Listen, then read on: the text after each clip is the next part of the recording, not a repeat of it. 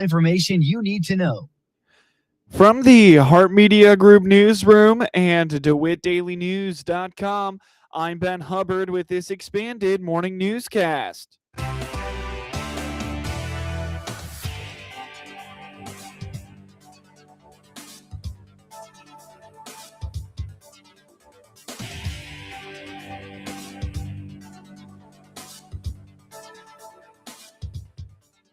Good morning and thanks for being with us. I'm your host today, Ben Hubbard.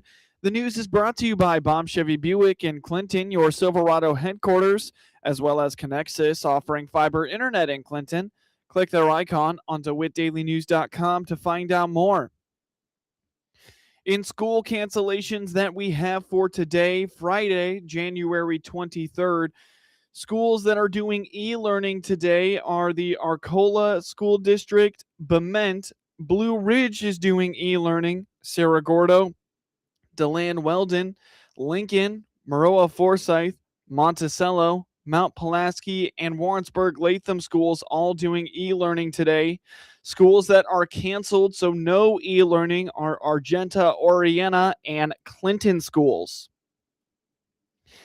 If you are planning on voting by mail in the upcoming spring primary, be aware of a recent change to the postage dates of those ballots.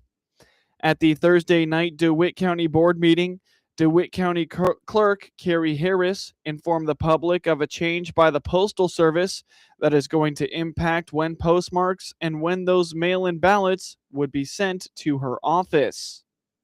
So I was just informed today, the last couple clerk meetings I attended, we discussed some changes in the Postal Service that may affect some mail-in ballots. So with the election coming up, the State Board of Elections did send out an important postmark change. In the past, postmarks were put on pieces of mail the day you delivered them to the mail, or to the post office, sorry. Now the change is that it's not postmarked until the day that it's processed, which could add 2 to 3 extra days on to putting a postmark on a piece of mail. And we have a 14-day waiting period for any mail-in ballot with an election. So the election's March 17th. We have to wait 14 days after that to wait for any mail-in ballots to come in, but they do have to be postmarked by the day of the election. The clerk's office is encouraging voters not to wait to get those ballots and get them in the mail about 7 days before the election. You can also get a same-day postmark through the post office. So what we are kind of running into is a lot of people will wait to go mail their ballot the day of the election, and now it's not going to be postmarked for that day like it has in the past. So I'm trying to get out. I've contacted the radio, the paper. I've put it on the county clerk's website, Facebook page. I've posted it in the office. I've posted up front in the county or in the courthouse. This that the state board had sent out that basically is letting people know it's probably best to mail in your mail-in ballot at least 7 days before the election. If you can't, then the only thing you can do to guarantee the postmark to get on there is to walk up to the counter and request a same-day postmark to be put on your envelope. Because if you just take it in, or if you just take it over on the day of the election or the day before the election, drop it in the drop box, we may get it back within that 14-day time frame, but it's not going to have the postmark of the election day on it, so your ballot's not going to be counted. February 5th is the first day for mail-in ballots to go out in DeWitt County. You will be seeing notices about this change with the reminder to get those ballots in the mail at least 7 days ahead of the election. My first batch of ballots are going out February 5th. That's the first day to mail out ballots. Those actually come from my vendor. They do my first batch mailing, which is 99% anyone signed up for permanent vote by mail. They are not including any type of slip that tells the voters this information. I don't know why, but they did tell me today that they're not. So I'm trying to just spread the word. If you are a mail-in voter, make sure that you give yourself at least 7 days if you're going to drop it in a mailbox or in a mail slot or a drop box.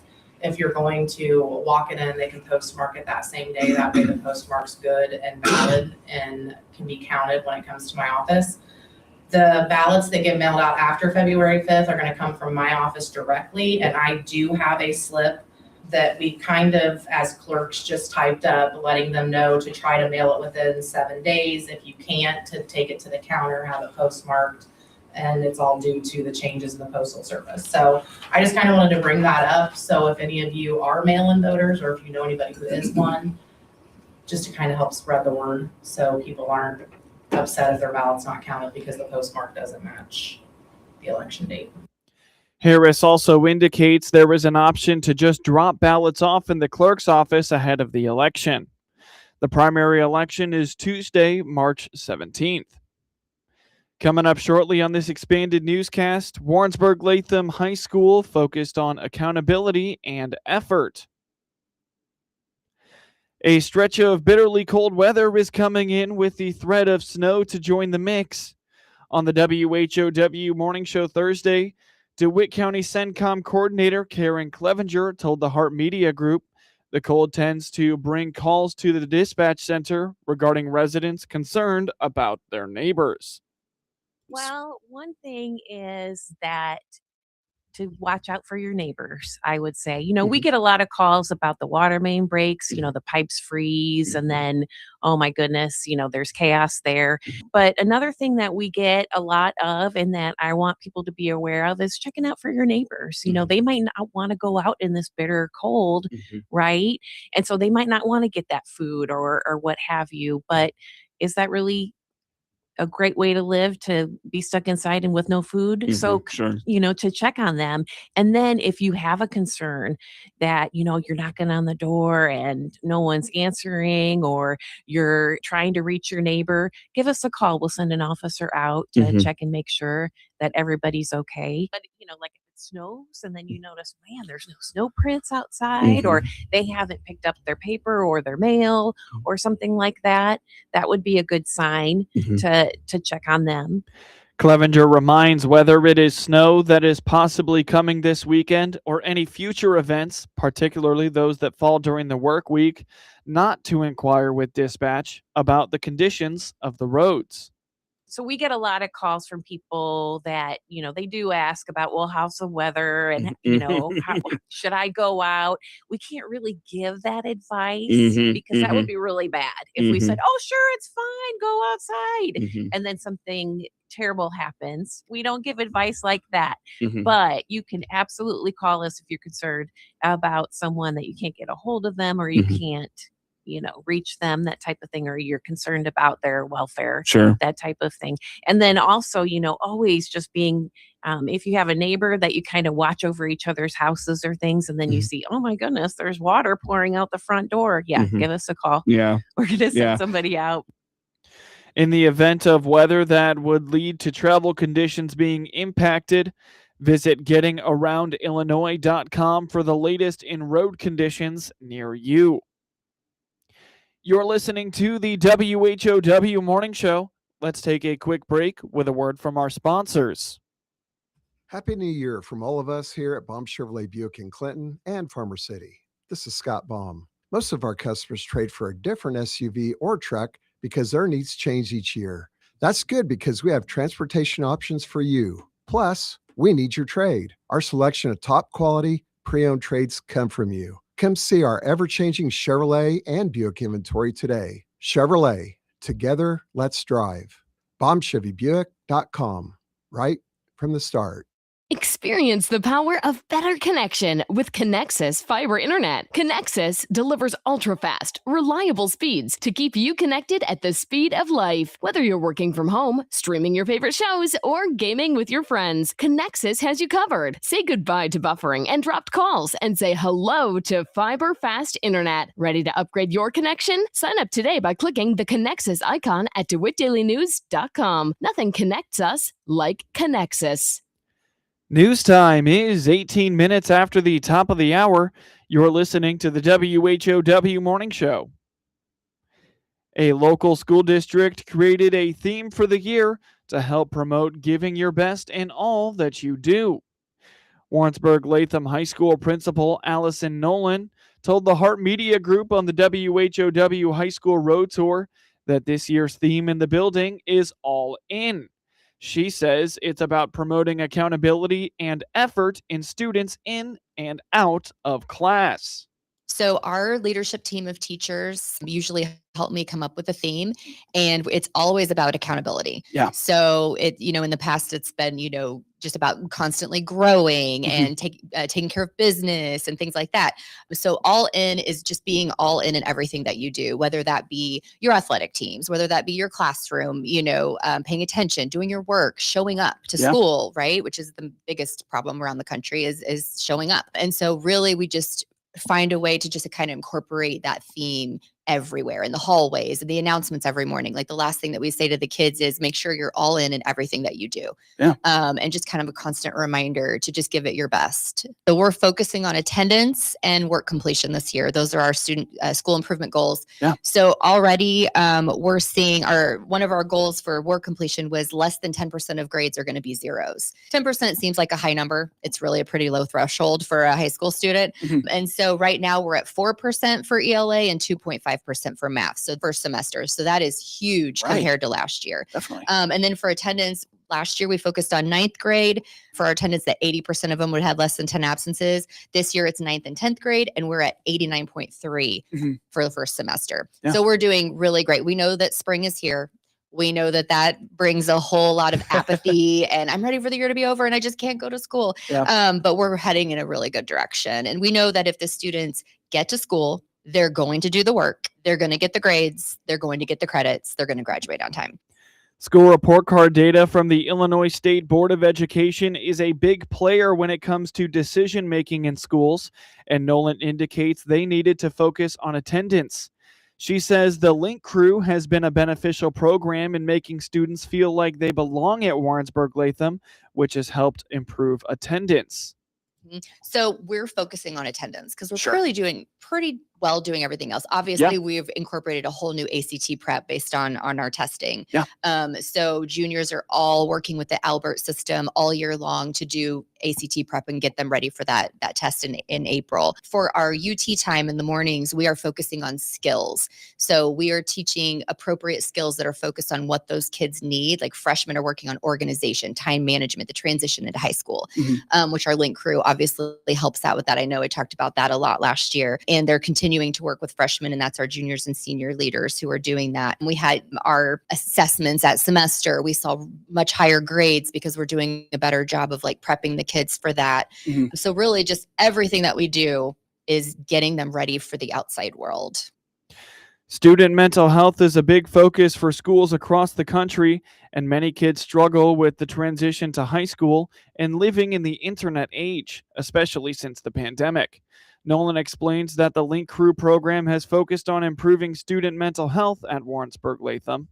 We always do surveys a couple times a year on SEL. We do a Wednesday survey every Wednesday for SEL, just to see where kids are at. If they need anything, there's also a link there where they can ask for help from a counselor. So what we're seeing is that the kids are feeling less anxious.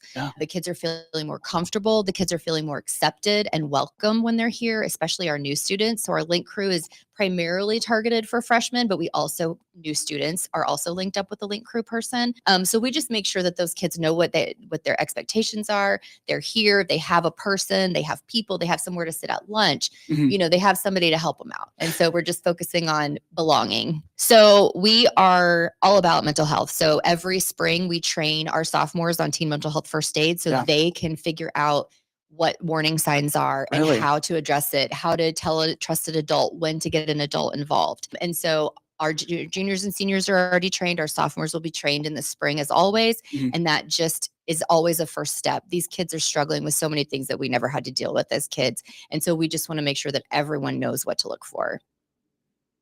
To learn more about all the happenings of Warrensburg-Latham High School, find them on Facebook. Illinois Farm Bureau is releasing another round of nutrient stewardship grants.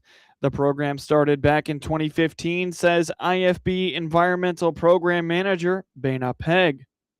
What we're doing is providing almost like seed money to local communities because like you mentioned too, there's a lot of networking that happens, and it as these county farm bureaus create the programs that they believe will work in their communities, and then they connect with their local FS or U of I Extension or local community colleges, whatever their network is, and they branch out and create that web.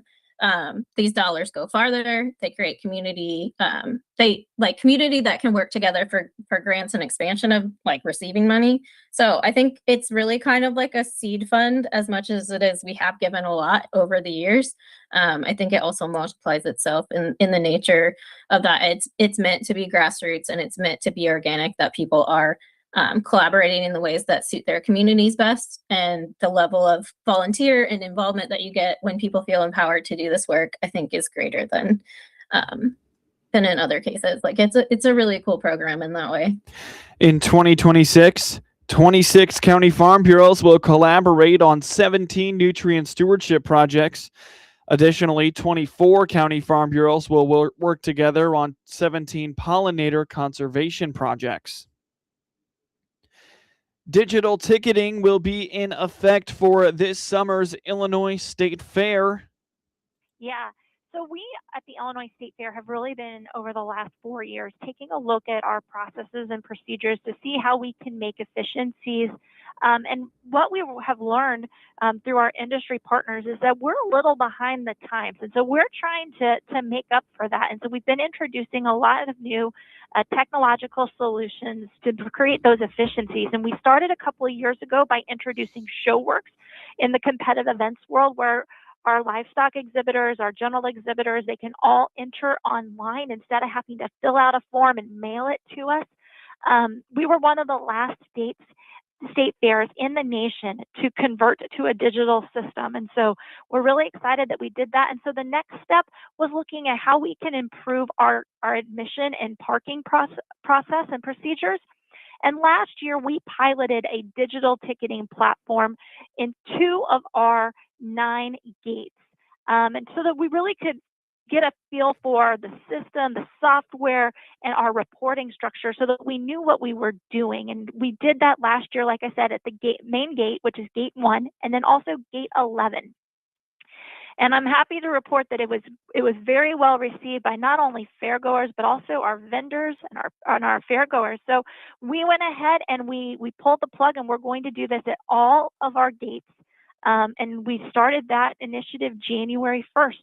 So there really will be no change to the way that you do things. We already sell our admission and parking online through our website. It's just going through a different vendor this year. And so we're really excited to be able to create those new efficiencies. State Fair Manager Rebecca Clark says the Illinois State Fair runs August 13th through the 23rd. Growing the next generation of county fair leaders, that's something Gary Malke of the Stevenson County Fair is paying attention to. He is the new president of the Illinois Association of Agricultural Fairs. I've been thinking that way too, and I said it to my neighbor. He's same age as my son, and he's on our fair board now. And I said that. I said, who's going to fill my shoes? Are you willing to step up? Because right now I've been 10 years president of Stevenson County, and everybody says there's really nobody who wants to replace you because you're doing a great job, but I want to train the next one. The association held their 115th annual meeting last weekend in Springfield. Now for your local obituaries. Kathy Schneep, 61, of Forsyth, Illinois, passed away at 3:11 p.m. January 20th at her home in Forsyth. Calvert Funeral Home in Clinton is in charge of arrangements. Online condolences may be made at calvertmemorial.com. Carol Jean Stephenson, 86, of Clinton, passed away at 8:55 p.m. January 18th at her family residence in Clinton. Services will be 11 a.m. Friday, January 23rd at the Calvert Funeral Home in Clinton, with Pastor Mike Baker officiating. Burial will follow at Oak Park Cemetery in Clinton. Visitation will be 9 to 11 a.m. Friday at the funeral home. Memorials may be directed to a charity of the donor's choice. Daniel F. Seal, 82, of Weldon, Illinois, passed away at 4:35 p.m. January 16th at his family residence in Weldon. Services with military honors will be 11 a.m. Saturday, January 24th, 2026, at the Calvert Funeral Home in Clinton, with Pastor Bob Baker officiating. Visitation will be 9 to 11 a.m. Saturday at the funeral home. Memorials may be directed to the Land of Lincoln Honor Flight or the Kremer Village in Assumption, Illinois. Get news anytime at DeWittDailyNews.com. Here's Hart Media Group owner Matt Hart talking about the new digital platform for local sports, IL SportsWire. And that's why we also added things like IL SportsWire. We know how important local sports are to communities, especially communities like Clinton and Monticello and Central Illinois. And so that's why we created a whole new product, really kind of wrote the rule book on IL SportsWire, but it's been very, very well received. We're getting, believe it or not, 2 million views a month from this new platform. Find IL SportsWire on your preferred social media platform. With SRN News, I'm Rich Thomason in Washington. From New Mexico to New England, people are hunkering down for that huge winter storm.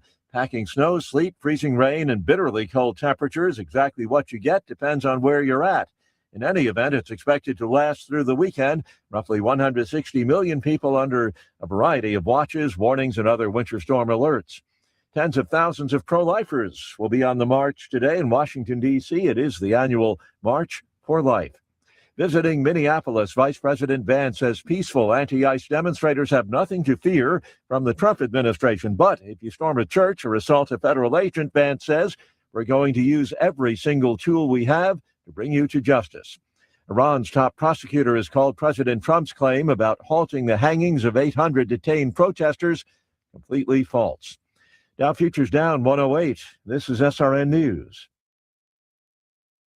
Another trip to the doctor, another diagnosis, another expensive treatment that might or might not even work. Greetings, naturopathic Dr. Dennis Black here, and we hear this story almost every single day. You're back in the treatment room, your dog is shaking with anxiety, and you're shaking because you don't know how much this is going to cost you. Skin allergies, joint pain, digestive upset, ear infections, it's always something. And each time you walk out with a bag full of medication, hoping this will finally be the answer. The truth is, most canine medical problems have one common root cause. The immune system is compromised from years of dead processed food. Rough Greens breaks the vet visit cycle with the live nutrients your dog needs to heal from the inside out. Rough Greens is America's #1 dog supplement for a reason, people. Get off the vet visit merry-go-round and get a free Jumpstart trial bag for your dog today. You just cover the shipping because the best doctor visit is the one you don't have to make. Go to roughgreens.com. Use discount code VET. Break the cycle today. Go to ruffgreens.com.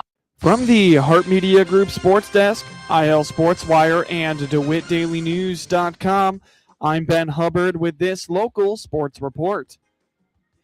3 Clinton Lady Maroons scored at least 17 points as they beat the Warrensburg-Latham Lady Cardinals by a final score of 67-33 in Central Illinois Conference high school girls basketball action on Thursday night in Warrensburg. The Lady Maroons established themselves early, posting a 22-11 lead after the first quarter. They continued the push, making the score 43-21 at halftime. The Lady Cardinals only managed 2 points in the fourth quarter. Clara Dempsey and Carly Anderson led all scorers with 18 points apiece for Clinton. Half of Anderson's points came from distance. Avery Smith added 17 points, while Lila Kluver had 10. Warrensburg-Latham was led by Abby Andricks, who scored 14 points. Lily Jones had 10. With the win, Clinton improves to 19-4 and 4-0 in the CIC and builds its win streak to 15 in a row. Warrensburg-Latham falls to 9-15 and 2-2 in the Central Illinois Conference. The girls will travel to Macon to play in the CIC tournament on Saturday as they take on the Shelbyville Lady Rams. Tip-off is at 3 p.m. The Monticello Lady Sages made a comeback effort that ultimately fell short as they were defeated by the St. Joseph Ogden Lady Spartans by a final score of 54-47 in Illini Prairie Conference high school girls basketball action on Thursday night in St. Joseph. St. Joe dominated the first half, leading 29-16 going into the break. The Lady Sages pushed back in the third, making the score 38-33, but the Lady Spartans turned the heat back up to seal the win in the fourth. Allie Widener led Monticello with 17 points. Sarah Cressip and Emma Arnold each scored 8 points. With the loss, Monticello falls to 12-11 and 1-4 in the Illini Prairie. St. Joseph Ogden improves to 14-6 and 4-1 in conference play. The Lady Sages will play host to the Taylorville Lady Tornadoes on Saturday at 2:15 p.m. Tune into the next Monticello Sages sports broadcast when the boys host the Warrensburg-Latham Cardinals. Tip-off is Saturday at 4:30 p.m. Hear all the action on 95.9 FM WEZC and online at DeWittDailyNews.com. Zion Fruster had 25 points in Eastern Illinois' 59-51 overtime win over Southern Indiana on Thursday night. Fruster made a game-tying basket with 17 seconds left in regulation to make it 50-all. Then he scored all 9 Panthers points in overtime. Fruster added 7 rebounds for the Panthers, who improved to 9-11 and 5-4 in the Ohio Valley Conference. Michi White added 8 points, 10 rebounds, and 3 steals. Amari Brown led the way for the Screaming Eagles with 17 points. They fall to 4-15 and 1-8 in the Ohio Valley Conference. Ismail Habib added 12 points, and Tolu Samuels also had 7 points and 11 rebounds. Kobe White scored 22 points. Josh Giddey added 21 off the bench, and Jalen Smith converted 2 clutch free throws late to lift the Chicago Bulls to a 120-115 win over the Minnesota Timberwolves on Thursday night. Chicago overcame a 14-point first-half deficit and also withstood a 13-0 run from Minnesota in the fourth quarter. White hit a clutch three-pointer from the corner to keep it a 1-point game with 1 minute and 6 seconds to play. After White's corner three-pointer, Minnesota committed a pair of costly turnovers in the final minute. Jaden McDaniels lost the ball out of bounds for Minnesota, and Chicago's Trey Jones made a layup at the other end with 31.1 seconds to play. Smith then converted at the line with 11 seconds remaining, and Minnesota failed to hit a shot on its next possession. Julius Randle, who was on the injury report with left foot soreness, had a team-high 30 points for Minnesota, but also committed a late turnover. Anthony Edwards and Naz Reid each added 20 points, and McDaniels scored 16 in the loss. After White was whistled for a travel with 2 minutes and 8 seconds to play, both teams traded baskets in the ensuing possessions. Edwards hit a shot in the lane, and Smith responded with a dunk. McDaniels then converted a corner three-pointer to put Minnesota up 115-111. But that ended up being the last points scored by the Timberwolves. Chicago went on a 9-0 run in the final minute and 6 seconds. The loss was a season-high 4th in a row for Minnesota. Chicago has won 3 straight. Fouls were an issue for Minnesota. Edwards got into early foul trouble and finished with 5 fouls. The Bulls shot 33 free throws, hitting 27, compared to 15 attempts at the line for the Wolves. The Bulls host Boston on Saturday, while the Timberwolves host Golden State on Saturday. Oliver Moore scored in the shootout on his 21st birthday, and Spencer Knight stopped 5 of 6 shots by Carolina to give the Chicago Blackhawks a 4-3 shootout win over the Carolina Hurricanes on Thursday night. Connor Murphy, Ila Mikheyev, and Nick Lardis scored in regulation for the Blackhawks. Knight, who shut out Winnipeg on Monday night, made 28 saves in regulation and overtime for his second straight win. Joel Nystrom, Jordan Stahl, and Jackson Blake scored for the Hurricanes, whose 5-game home winning streak ended. Frederick Anderson stopped 18 shots and 4 more in the shootout. The win capped an eventful night for Moore, who celebrated a milestone birthday.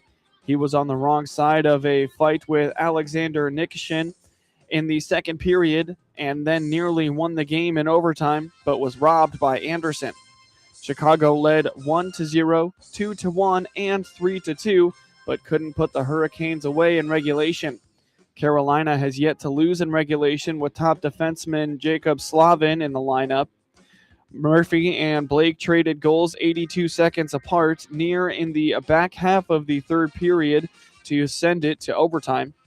Anderson came up with a pair of saves on Moore and Frank Nazar in the third period to keep the game tied at 2.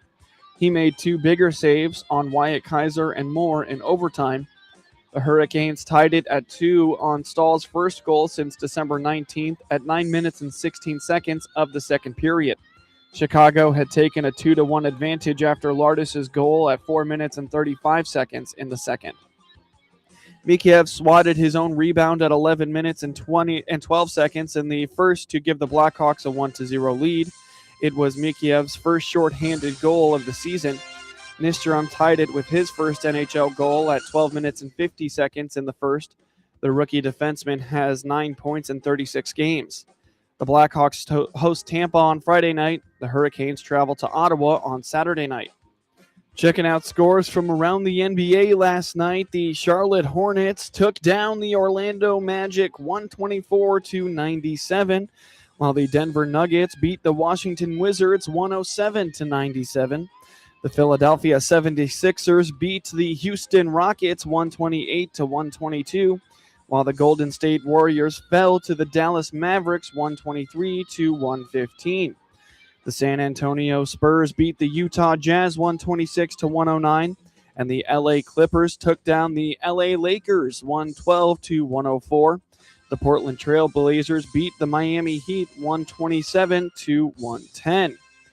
In the NHL last night, the Buffalo Sabres beat the Montreal Canadiens 4-2.